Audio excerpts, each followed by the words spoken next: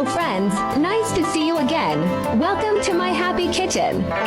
Let's have fun and start our easy cooking journey together. Today we are going to make steamed prawns with mullet sauce and vermicelli. This fish is savory and delicious, which is simple to make and suitable for most people's tastes. Hurry up and save the recipes. And click to follow my channel because you will receive simple recipe videos. I upload every day for free, if you are willing.